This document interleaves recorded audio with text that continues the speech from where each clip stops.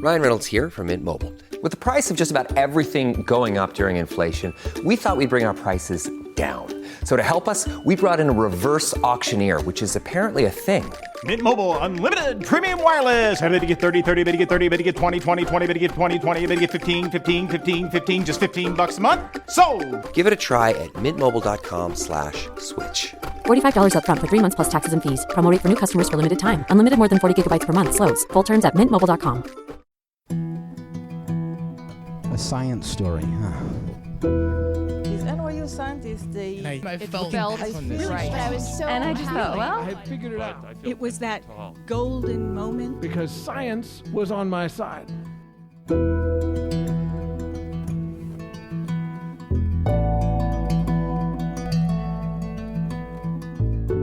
Hey everybody, welcome to the Story Collider, where we bring you true, personal stories about science. I'm your host, Erin Barker, and today we have 2 stories on the theme of healing. In each of these stories, our storytellers need to find healing in order to become the scientists they're meant to be. Our first story is from Natalia Reagan. It was recorded in June 2022 at our annual Proton Prom fundraiser at the Bell House in Brooklyn, New York.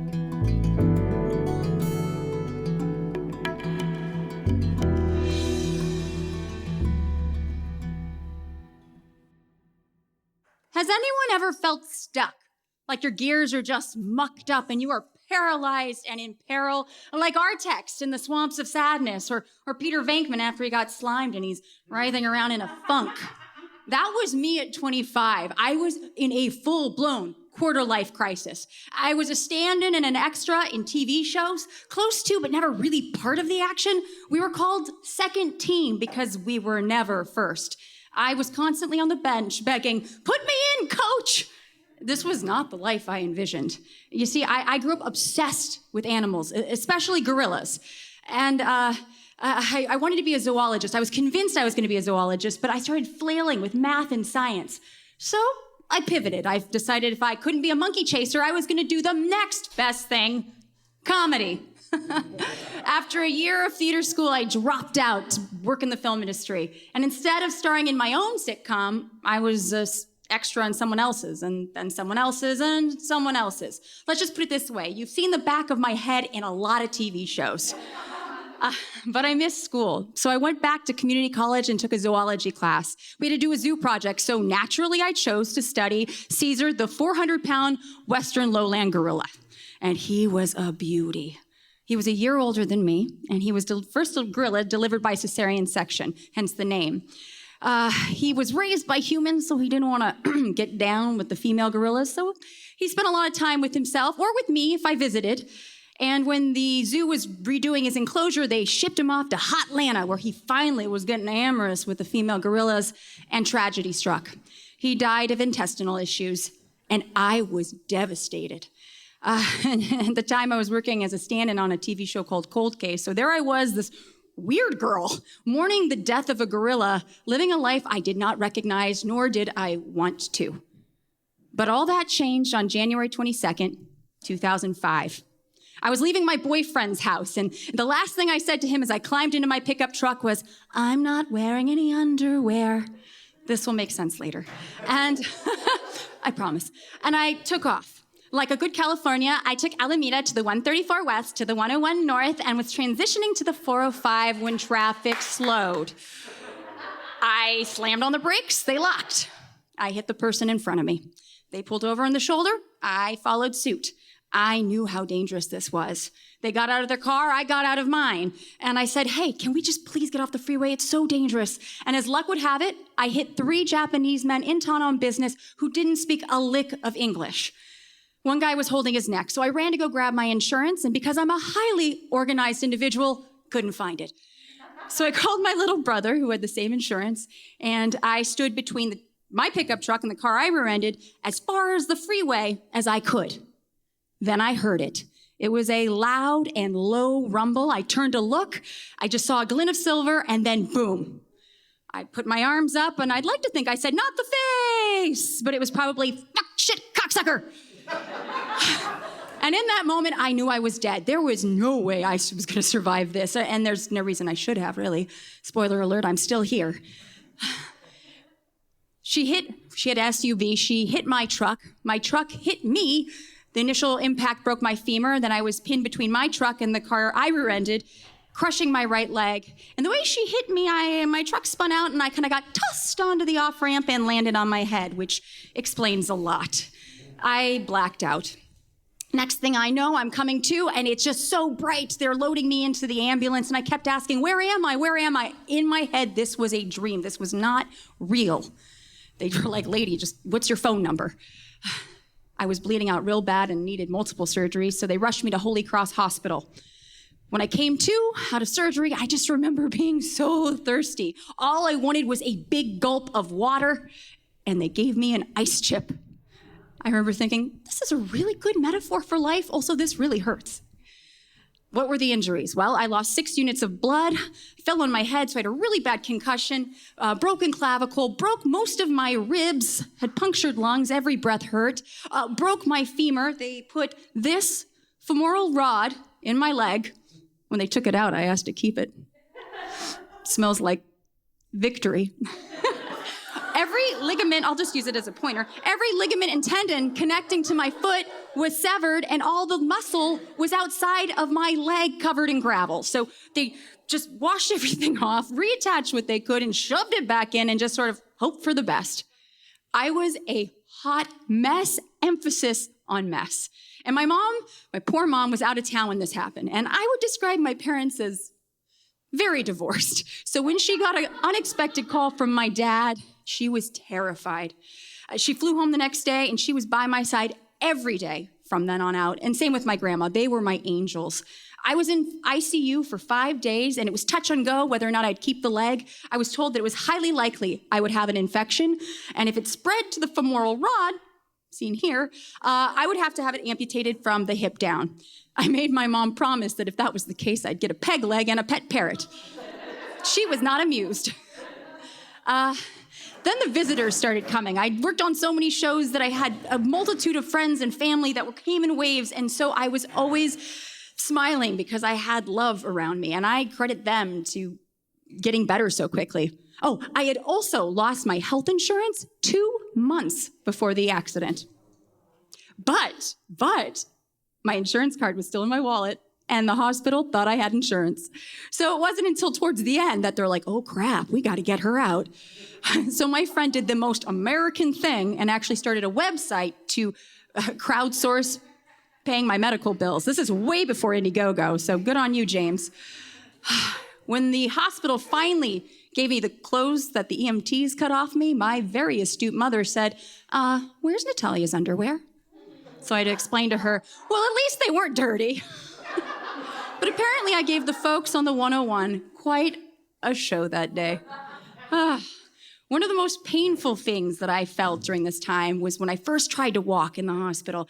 I had no blood to the lower part of my right leg for 2 weeks at this point, and I swung my leg over the hospital bed. I just screamed, 10, 10, level 10. It killed. Other top contenders for this type of pain, initial impact, pulling out the catheter, that's no fun, pulling out the drain pipes in my leg, and the hospital food.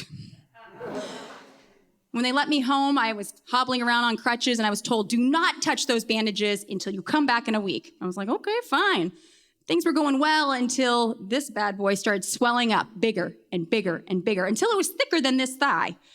And according to my boyfriend, it was starting to smell.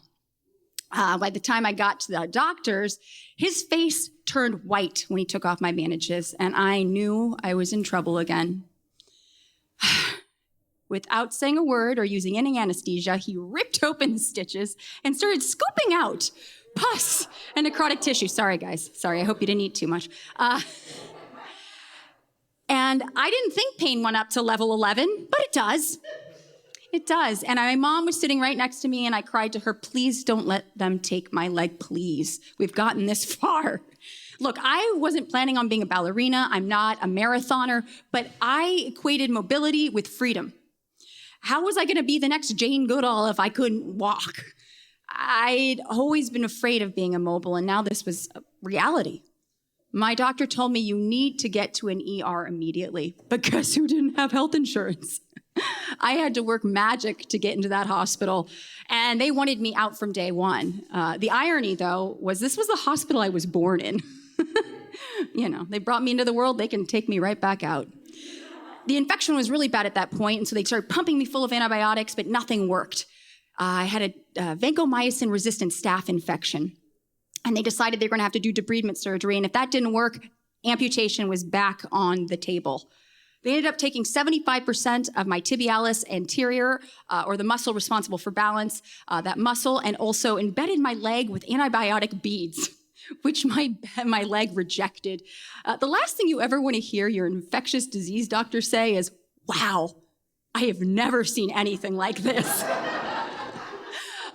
You see this hole? I'm gonna use this pointer. You see that hole right there? That is where Mount St. Tibialis erupted in the face of Dr. Dreyer that day. It was disgusting. It was a moment that I didn't feel attached to my body. And I had to take the next few months to relearn how to walk, which I can't tell you how frustrating it is that something that comes so naturally is just impossible. Like, why can't you just walk?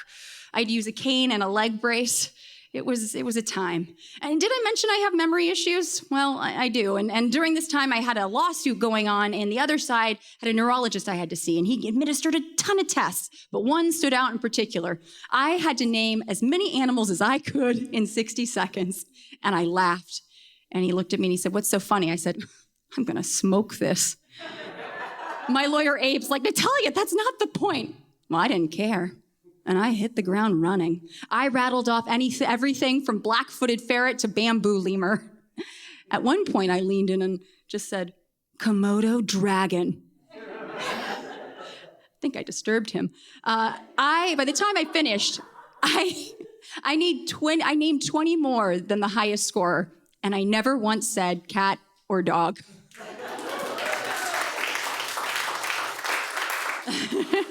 That was a moment I realized maybe you did miss your calling.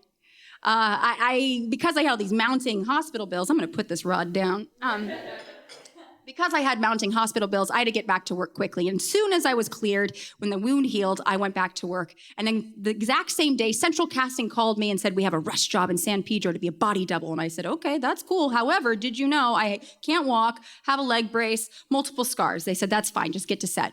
So I rushed there. Wardrobe walks up to me, hands me a string bikini. And I just said, "Eh?" And they gasped. They immediately put makeup on my leg, trying to hide everything, and took me down to set, which was a speedboat. I shit you not. Oh, and it was a night shoot, so at this point, it's about midnight.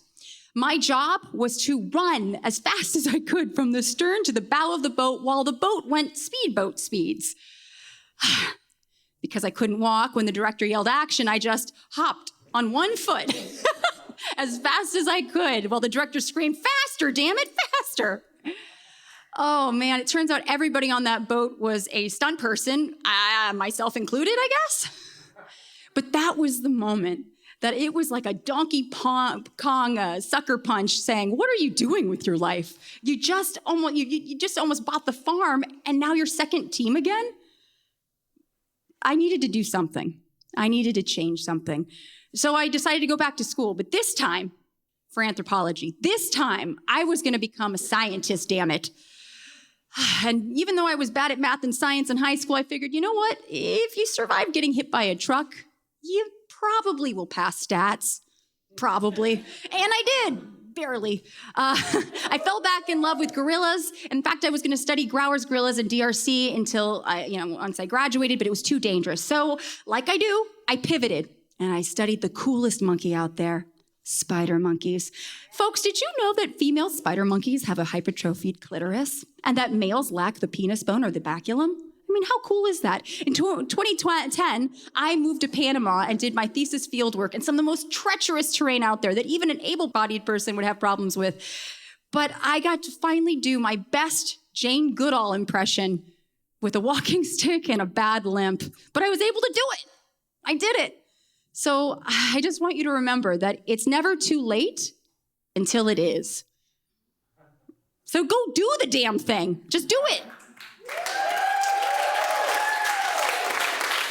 And I think some people need a kick in the pants to get their life in gear. And some people need to get hit by a mid-sized truck.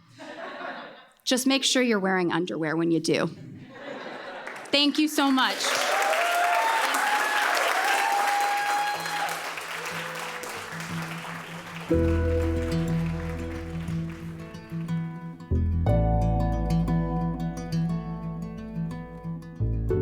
That was Natalia Reagan. Natalia is an anthropologist, primatologist, comedian, science communicator, host, actress, producer, podcaster, professor, writer, and monkey-chasing weirdo. She was a comedy writer and correspondent on Neil deGrasse Tyson's StarTalk, regular host of the StarTalk All-Stars podcast, a science correspondent on Thrillist Daily Hit, a skeptic on Travel Channel's Paranormal Caught on Camera, and the co-host on Spike TV's $10 Million Bigfoot Bounty. Natalia was also a writer and host for Discovery's DNews, Seeker, and TestTube, as well as an animal expert on Nat Geo Wild's Everything You Didn't Know About Animals. For her master's fieldwork, she conducted a survey of the Azuero spider monkey in rural Panama. What an amazing, amazing bio Natalia has built since the start of her story. It was such a pleasure to work with her on her story. We have lots of shows coming up indoors and outdoors this summer in places like New York, Seattle, Vancouver, Toronto, and more. Coincidentally, the theme for our show in Seattle is also healing, so if you're enjoying today's episode, you might also enjoy that show. You can check out storycollider.org/shows for more information about all of our upcoming shows. I should also mention we have our very first live in-person show that's completely en Espanol coming up at the Bacandico Center in Tarrytown, New York on July 13th. If you're a Spanish-speaking science story fan, you won't want to miss this or the lovely reception the Bacandico will be hosting afterwards. If you would like to learn more about how to tell your own science story, check out storycollider.org/education. We offer private workshops, both online and in person for groups, and we offer public courses for individuals online as well. Find out more at storycollider.org/education. And finally, if you're a fan of this podcast, if you, like all of us at the Story Collider, believe in the power these stories have to reveal the humanity behind science, to change our understanding of how science happens and who it belongs to, please consider donating to the Story Collider at storycollider.org/donate. You can also sign up to support us on a monthly basis at patreon.com/thestorycollider. Our Patreon supporters can receive an ad-free version of this podcast, as well as occasional bonus episodes and other gifts. We're so grateful to everyone who helps make our work possible. What's the best way to learn a new language? Immersion. But sometimes that's not in the cards. But you can still learn a language the second best way, and that's with Babbel. Now, I might only be 1 week into learning German with Babbel, but I'm so excited to start being able to speak German with my mom. With Babbel, you can learn everything you need to have real-world conversations, and all it takes is just 10 minutes a day. One study found that using Babbel for 15 hours is equivalent to a full semester at college, which is bonkers. But Babbel is conversation-based learning with science-backed cognitive tools like spaced repetition and interactive lessons created by real language teachers and voiced by real native speakers. So here's a special limited-time deal for our listeners. Right now, get up to 60% off your Babbel subscription, but only for our listeners at babbel.com/story. Get up to 60% off at babbel.com/story. Spelled BABBEL.com/story. Rules and restrictions may apply. Our next story is from Jaclyn Siegel. It was recorded in May 2022 at our show in Los Angeles. The theme that night was setbacks.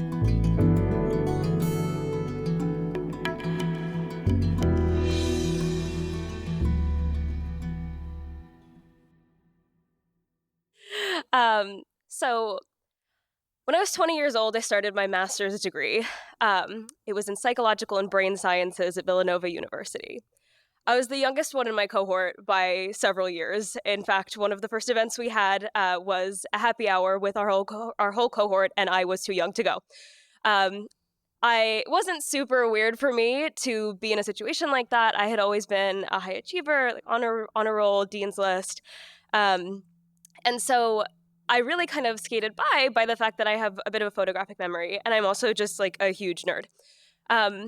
these skills, which helped me succeed in academia and kind of in my research career, I had kind of honed them for evil during my younger years. I had grown up as a fat kid, and as many fat kids do, I was put on a diet at a very young age. I learned very young that being thin was amazing, the best thing you could possibly be, and being fat was the worst thing that you could possibly be. I used my phonographic memory to memorize every nutrition label of every food that I could find so that I could meet certain calorie counts that were kind of put on me by dietitians, doctors, and family members. It comes probably as no surprise then that I developed an eating disorder as a very young child. I took my eating disorder with me through college. I was, after a really kind of tough first semester, my boyfriend had also broken up with me in my first semester. My mother had been diagnosed with ALS. I was diagnosed with anorexia that winter. But as someone who was really interested in eating disorders, someone who was really smart, and also someone who had spent so long memorizing every number I possibly could, I didn't really see it as a problem. And so I didn't pursue treatment for my eating disorder, but it did get me very interested in eating disorders. And so I spent the next 2 years as an undergraduate studying eating disorders, doing research on eating disorders, spending every term paper researching eating disorders. So by the end of my second year of college, having sped through the entire program, I was done, and I was ready to start the master's program studying, you guessed it, eating disorders. In psychology and in social psychology in particular, we have a term for this. We call it me-search, when the research you're doing is on the thing that you are experiencing. So I was so excited to start my master's degree doing the me-search on eating disorders. So I start the program. I'm so excited. I'm working with Katina Sawyer, Dr. Katina Sawyer, who is still to this day a phenomenal friend of mine. And we start this project on eating disorders in the workplace. And so I was not interested in traditional research. I really wanted to do qualitative research, which there had never been a qualitative thesis in my department before. So I was so excited to tackle this huge project. But at the same time, having not done anything to address my eating disorder, I was very, very sick. I was diagnosed with anorexia nervosa restrictive subtype, and I was suffering in every way you suffer when you are experiencing anorexia nervosa restrictive subtype. I had no energy. I was constantly passing out and fainting, even in my classes. When you have anorexia, you develop this very thin, fine hair around your body. It's really cute, very, very sexy. People really like it. It's called lanugo. So I was dealing with that. Also at the time, I was abusing laxatives, as many people with anorexia do. Although it's typically associated with bulimia, people with anorexia can experience a variety of symptoms. And so I was really having a hard time. But I started this study. I started interviewing people. I had only anticipated interviewing 10 people for this study on eating disorders in the workplace. But I put a recruitment advertisement out to everywhere I could imagine. I was born in 1994, and so the internet is my home base. I knew every corner of the internet where I could put this recruitment flyer out. And so before I knew it, I had 80 people reaching out to me to talk to me about their experiences of eating disorders in the workplace. And so I was like, woo! So I got started. And so I started talking to these people about their experiences of eating disorders in the workplace. And I finally reached interview number 10. I remember it so clearly. I was sitting in my dorm room. I had a single dorm room. I was so excited. No roommate. It was great. But I'm on the phone with this participant 10. And at the end of the interview, we were on the phone so she couldn't see me. It was before Zoom became really popular. She goes, "It's such an inspiration to me that you are now recovered and doing this work. It really makes me feel like I can get over this." I was the furthest thing from an inspiration for eating disorder recovery that you could possibly imagine. So much so that later that week, Villanova was in the championship for March Madness. For anybody who knows basketball, it has something to do with that. And we won the championship. on campus. It was nuts. It was like the most exciting night of everyone's college career. We ran from the arena. We're storming the quad. People are like punching horses. It was absolute chaos. It was really like one of the wildest nights of my life. But that's a true story. Someone did punch a horse. But but so we're all huddled, we're cheering, we're screaming. I have on this like big puffy coat because I am like the size of a toddler at this point. I was so unbelievably sick. But I feel my legs start to go out. And I lived on the other side of campus. And I was like, oh my God, am I going to be able to get home? And so I like tell my friends, I'm like, sorry, I have to go. And like, wait, why are you leaving? You know, this is the most exciting night of college. I was like, I just have to go. And so I'm walking back to campus, walking back to the other side of campus where my dorm is. And I realize there are steps that I cannot walk up because I cannot feel my legs. My legs have like almost entirely given out. So I crawl up the steps, which fortunately everyone else on campus was partying on the quad. But I crawl up the steps and I get into the building and I get up to my dorm room and I take a hot shower. I'm like, okay, I'm going to get feeling back into my body. And, you know, eventually I fall asleep. But I wake up in the middle of the night and I'm having heart palpitations.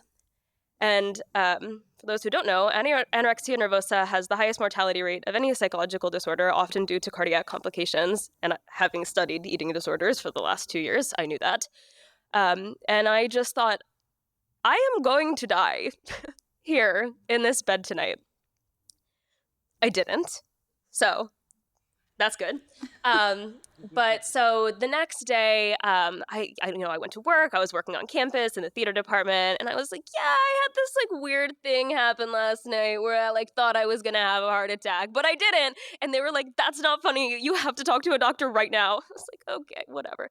And so then I went to the doctor on campus who knew me well because I was constantly passing out on campus. And they were like, you are so sick. You need to leave the campus. And I was like, what? But I did. And I figured I would go home for a little bit and, you know, get my bearings and go back. By this point, I had started the master's program. I was so excited. I was working on my thesis. Nothing was going to stop me. So I saw my doctor of internal medicine back at home, and she was like, I am not letting you go back to college. Like you're done. And I thought to myself, there's no way. But so I went to an eating disorder treatment center and they evaluated me there. They're like, you did it. You definitely have anorexia. And they told me that I had to go into an inpatient facility. For those who don't know about the chaos of the U.S. healthcare system, it's very bad. And for me to go inpatient would have been like hundreds of dollars a day as a copay. And I was not in a financial situation to consider that as a possibility for an extended period. So I pretty much begged them to let me do a partial hospitalization program, which would have been 5 hours a day in a hospital, and then I would sleep back at home. But what this meant was that I had to take leave of absence for my master's program. And I did, reluctantly. And in some ways, I'm kind of grateful that I had to, because I don't necessarily know that I would have otherwise. But so I'm doing this program, and I'm like eating the sandwiches. You have to like eat all this very specific food. And being that I was a vegetarian, I ate like one very specific eggplant parm sandwich for lunch for 10 weeks straight. And I like laugh with my partner every time we think about getting eggplant parm. I'm like, I can't do it, never again. But so anyway, I graduated, from my eating disorder treatment center. Because insurance cut me off, as they do when you achieve the weight that they say is the weight that you need to be for an eating disorder. But restoring your weight is not the same thing as actually treating an eating disorder, and it probably comes as no surprise that I relapsed really hard after this. But all this time, while I was in treatment, during this relapse, I'm still doing these interviews with the participants. So, like, I'm in treatment, I'm, like, in the hospital, journaling my feelings about my eggplant parm. And then I'm talking to people outside of it, doing this, like, really intense research for my master's thesis. And so I go back to school, I'm having this relapse. I get accepted into a PhD program in Canada, and I was so excited. And I knew that I still had to deal with the eating disorder, but I was like, if I just ignore it again, maybe it will just go away. It didn't. But I start the program, I moved to Canada, I'm so excited. The paper for my master's thesis, it gets accepted for publication at this journal, Psychology of Women Quarterly, which is like the best journal in my field. I'm so excited. I'm going to go to Chicago and present it at the International Conference on Eating Disorders. I'm a first-year PhD student. I'm giving this big talk. I am pumped. So it's after my talk that the social justice and weight stigma special interest group, they decide they're going to go out for deep dish pizza to like not just celebrate me, but like just, we're all in Chicago together. It's going to be a great experience. So here I am, like first year PhD student, so excited to network with all these super high power people in my field. And I go, and then I was like, oh my God, I have to eat deep dish pizza in front of everyone. I have not eaten pizza since they forced me to do that in treatment. And so walk up the stairs. If anybody's ever been to Lou Malnati's in Chicago, it's like got this really like narrow staircase up to this top area. And so I'm sitting, and the pizza comes out, and I lost it. I went to the bathroom, and I started crying because I could not handle the situation that was happening in front of me. I did not network with anybody when I was there, and I left without my supervisor seeing me because I was mortified. I thought it was the most embarrassing thing that had ever happened, and I went back to my hotel room and I just cried. So anyway, I'm in Chicago, I finish out the conference, and I go back to London, Ontario, which is where I'm doing my PhD, and I get a text from my supervisor who doesn't text me. She's not like much of a texter. And she's like, hey, how about we have our next meeting at a coffee shop off campus? I was like, okay. So I meet up with her at this coffee shop, and she's like, hey, Jaclyn. She knows I have this history of an eating disorder. I've talked to her about it. I was in my admission essay, I explained it was one of the motivations for why I wanted to do the work I was doing in my PhD. She's like, how's that eating disorder going? I was like, so good. Everything is actually going great. I'm actually very glad you asked. And she looked at me dead in the eyes, and she was like, no, it's not. And I just remember sitting in that little Williams Cafe in London, Ontario, and thinking, oh shit, this woman sees right through me. I didn't really know what to do at the moment, because I was experiencing this profound psychological phenomenon called cognitive dissonance. Cognitive dissonance is the uncomfortable feeling you have when your perception of the world doesn't match up with reality. And it's a powerful motivator of behavior change. And that's exactly what it did. It got me to think really critically about changing my behavior. Rachel Calogero, Dr. Rachel Calogero, who I was working with at the time, was at that point in my life the most important person in my life. My mother had already died from ALS, didn't have much of a relationship with the dad, and so Rachel was it. And her words stung. So it was after that I decided to take recovery more seriously. I started working with a no-nonsense dietitian who could see right through what I was doing and was mean to me in the ways that she needed to be. You kind of gotta be mean with people with eating disorders because they'll just lie to you, and that's what I was doing. But so she was mean to me in a good way, and I started working with a therapist who was nice to me in a good way, so it was like a good balance. And so I worked with them for 2 years, and I was really working on the eating disorder recovery. The first time I went into treatment for my eating disorder, it was because I was afraid of dying. When I started working on it again in my PhD program, it was because I was ready to start living. And so I'm doing this work, I'm working on myself, I'm publishing a lot of research, the pandemic happens, I start working with a group of scholars from Johns Hopkins and Hofstra University, a bunch of people all around the country to develop this huge paper about how eating disorders might spike during the pandemic, which they did very badly for a lot of people. But that paper kind of made the rounds. I started talking to radio shows about it. I, did a bunch of interviews about it, and it got me really thinking critically about how it was that I can leverage my position as a person with an eating disorder to do good work, but also to raise awareness. So I'm going through my PhD program, finishing it out, and I'm doing really well. Eating disorders, for all intents and purposes, in remission. A lot of people's eating disorders really spiked during the pandemic, relapses. I was doing great. And so I finished out the PhD, and I took this new position.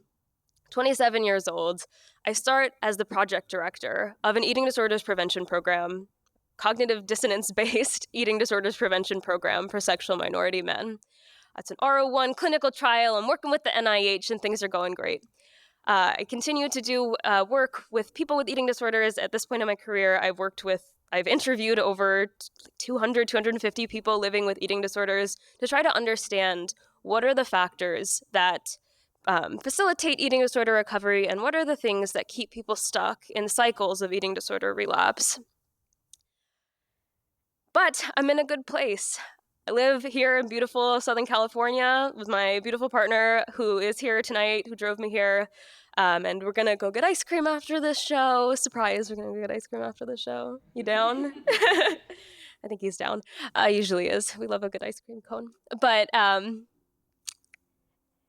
I think back to that first day of my master's program, I wish that I could tell myself one thing, and it's to start living sooner. Thanks.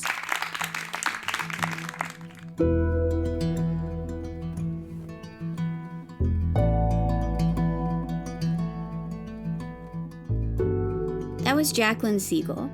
Jaclyn is a postdoctoral research scholar at San Diego State University, where she works as the project director of the Pride Body Project, an NIH-funded eating disorders prevention program for sexual minority men. Jaclyn holds a PhD in social psychology from the University of Western Ontario. Her research focuses on body image, gender, and sexuality, primarily as they relate to everyday life, including the workplace and romantic relationships. The Story Collider is so grateful to Natalia and Jaclyn for sharing their stories with us. The Story Collider is also very grateful for the support of Science Sandbox, a Simons Foundation initiative dedicated to engaging everyone with the process of science.